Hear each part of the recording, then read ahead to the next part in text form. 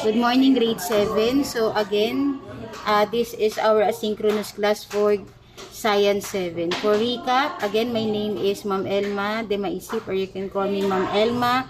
These are the objectives that we're going to do for today.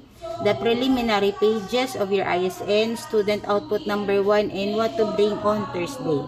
So again, on the preliminary pages, ang makikita ko pong una dyan is the title of Interactive Science Notebook, your grade level, which is grade 7, and the learner's information na nakalagay po dyan, which are your name, your grade and section, and the teacher.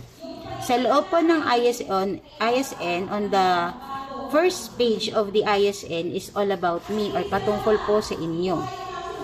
While on the second and the third page, nakalagay naman po ang lab, safety reminders, and ISN instructions.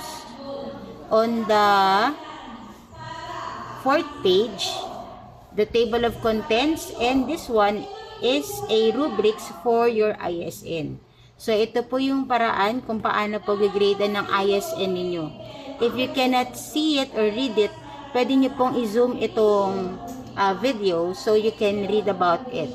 So, for categories, we have neatness and organization, content accuracy, ISN entries, and table of contents.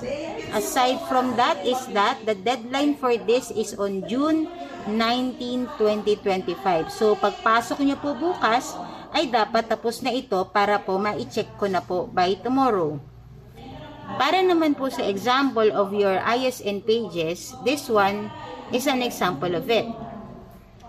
May student output which is nasa left side and the teacher's input na nasa right side.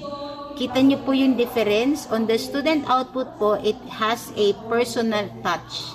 So, pwede siyang kulayan, pwede siyang lagyan ng stickers. Whatever it is that you want na ilagay po sa student output is okay. As long as makita pa rin natin yung rubrics na diniscuss kanina. While on the activity that we're going to do today, ito yun. Sa left side po ay student output number 1. So, you're going to answer the following questions. So, number 1 is what comes to your mind when you hear the word model.